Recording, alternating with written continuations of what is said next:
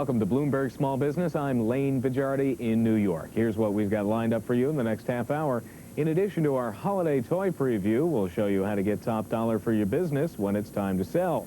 Plenty still to come on Bloomberg Small Business. Coming up next, getting top dollar for your business when you decide to sell. We've got expert advice on how to avoid the pitfalls and maximize your proceeds. Welcome back to Bloomberg Small Business. If you've made the decision to sell your business, you're entering into one of the biggest transactions of your life. There can be plenty of pitfalls out there. How can you make sure you get top dollar for all your hard work? Corporate attorney Frederick Lipman is the author of The Complete Guide to Valuing and Selling Your Business. And he joins me now with some advice. Thanks for joining us today. Nice to meet you, Lane. It is, there's so much to know in this type of work, so much to do. People that have built businesses up over decades, over entire lives, find themselves making some really large decisions here. You're right, and what happens is most people tend to screw up when they try to sell their business. They think that they can sell their business just as easily as they can grow the business, but most of them don't have any experience in selling businesses. They know how to sell and sell their products and services, but they have no idea, for the most part, of how to package their business for purposes of getting the best possible value. So they do run the risk, perhaps, of taking the first offer that comes along.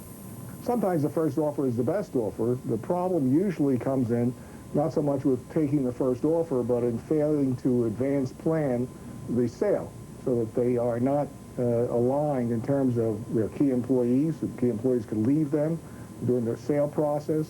Some of their customers may decide that they're not a reliable source of supplying, and they can leave them, and it causes the value of the business to go down.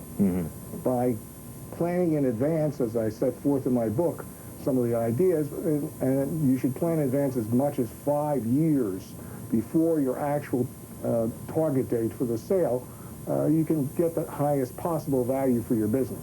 What are some of the things that business owners can do? Certainly retention of employees. If you're looking that far ahead, maybe you want to sign some onto contracts, long-term contracts? Well, what you want to do is ultimately align your key employees' interests with your own. And that means that they have to get something out of the sale as well. We recommend that you keep the decision to sell confidential as long as possible, but at some point you have to bring your key employees into the sale process. That means you're going to have to incentivize them because they're going to think about leaving and finding another job because they're concerned about their own jobs. So you could essentially, if it's some sort of limited partnership, or you could set up some sort of system where they would essentially own a piece, couldn't buy more, and couldn't sell it to anybody, but in the event that there would be a sale, they would get a piece of the profits. It could be a termination bonus for the sale, or sale bonus, or it could be a stock option, which would vest only if there's a sale at a certain price and otherwise would have no value.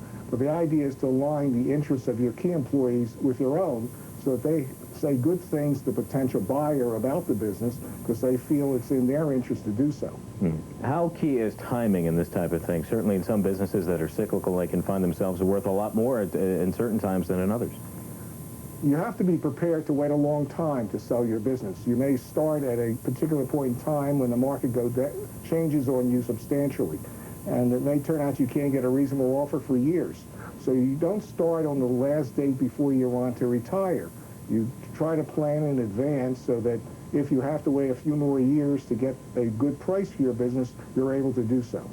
Okay, this is a loaded question now because you're a corporate lawyer, but how important are attorneys in this process?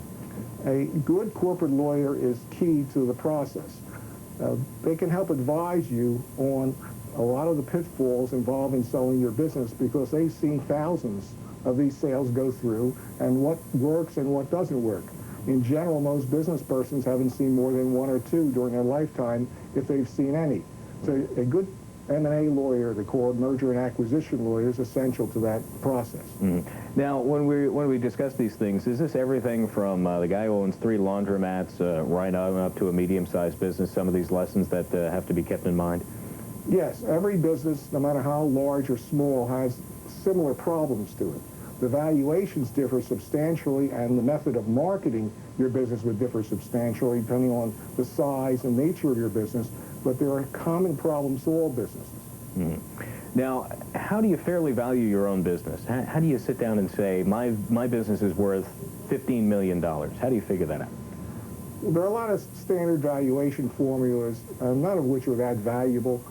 A business is like a home. It's worth what someone is willing to pay for it. At any given point in time, the amount that would be paid for it could differ. In addition, the amount and value of a business can differ depending upon who the buyer is. Some buyers may pay more than other buyers. For example, a strategic buyer, someone who can add on your customers to their customers who are already in the business, can pay a lot more for the business than a so-called financial buyer whose only interest is attempting to obtain the cash flow from the business. We're running out of time, but letters of intent, they fraught with possible problems?